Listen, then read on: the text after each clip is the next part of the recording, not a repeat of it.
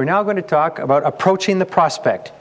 We know that this is one of the areas where we have the greatest number of hang-ups. So I'd like to give you some key points in the initial approach. Once we've done our creative thinking, our creative analysis, we've identified our major competitive advantages, and now we have to go out and actually confront face-to-face or telephone call to telephone call a real live person who has never seen us before in our life. One of the most fearsome parts of all of selling until we get it down pat. An ongoing analysis of your product and market will give you a continuous stream of new products and prospect groups to call on.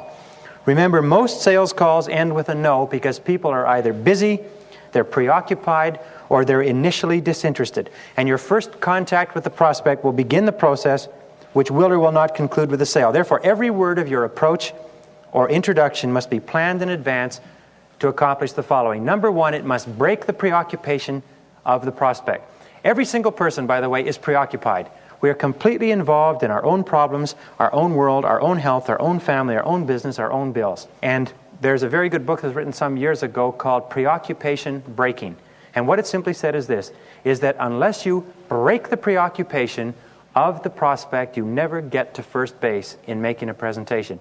Many people start off their sales presentation while the other person is still on the phone, still signing checks, still shuffling papers, and their mind is 1,000 miles away.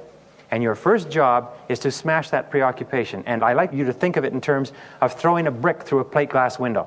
Just think of going to crash through a plate glass window to get that preoccupation broken. Let me give you an example of one of the most successful preoccupation breaking approaches ever used. It was developed by a salesman at Corning Glass, the year that Corning Glass came out with safety glass. And he went out throughout the country and he became the top-selling salesman of safety glass for Corning Glass in North America. And at the National Sales Convention, he was given a big prize and an award, and they said, please tell us your secret. How is it that you sold so much more than everybody else? He said, it's very simple. He said, first of all, I got some pieces of safety glass cut into 6-inch by 6-inch pieces as samples, and I got a ball-peen hammer. And then I'd walk in on the prospect, and I'd say, you'd like to see a piece of glass that doesn't shatter? And the guy says, I don't believe it. I'd put the glass on the counter, and I go whack, and hit it, and he'd protect his eyes. He'd say, geez. And he'd look back down, and he'd say, holy smokes, that's incredible. And I'd say, how much would you like? And I'd pull out my order pad and start writing. Well, Corning Glass was so impressed with this that they bought all of their salespeople ball-peen hammers and sample sheets of glass and sent them out, and they sold glass by the carload. The end of the year, next National Sales Convention, this salesman was still head and shoulders above every other salesman in the country. They brought him back again, and they said, what on earth have you done differently? Because we've done exactly what you did last year. He said, well, I knew you were going to steal my method, so I knew I had to come up with something more original. Now, what I do is this. I go in to see the purchaser, and I've got a ball-peen hammer in one hand and the glass in the other. I say, would you like to see a piece of glass that doesn't shatter? He says, I don't believe it. I put the glass on the desk, and I give him the hammer. I have him hit it.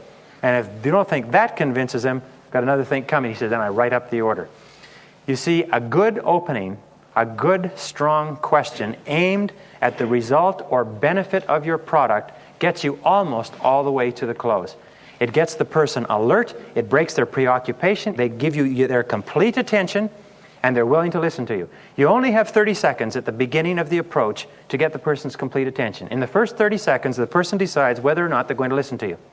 If you waffle, or if you're just friendly, or if you're easygoing, or if you hope that they've got some time to talk to you, within 30 seconds, they've turned you off and tuned out. So your opening question has to be planned word for word, rehearsed in front of a mirror, memorized and practiced over and over again. Then you have to go out and try it on real live prospects and see what sort of response you get.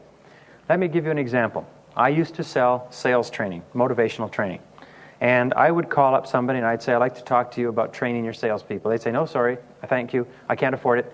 We don't have the time, we're all busy, we've got all the training in the world, they've all been trained, they don't need training, sales are down, business is bad, we don't have any cash, our budget is shot. Same things that they tell us all the time. So I found that I wasn't getting anywhere with that approach, and I sat down and I looked at it. I spent several days, as a matter of fact, working and reworking and trying to think, how could I approach organizations with salespeople more effectively? And I came to an interesting conclusion. I said, what is the basic need of the person who determines whether or not there will be sales training offered in the company? Well, the person is usually the sales manager or the company owner, and his basic concern is increased sales, right? So I said, why don't I ask a question that focuses on that specific need? And I wrote out a question, and I started calling people for appointments. And my question was simply this. I'd ask the receptionist, who's in charge of sales training in your organization? Well, that would be Mr. So-and-so. So I'd get the name, and I'd get transferred to Mr. So-and-so, and I'd say, Mr. Smith, my name is Brian Tracy, and I'm with the Institute for Executive Development. And I wonder if you would be interested in a proven method that can increase your sales by 20 to 30% over the next 12 months. What kind of responses do you think I got? Every single one of them said, what is it? How does it work?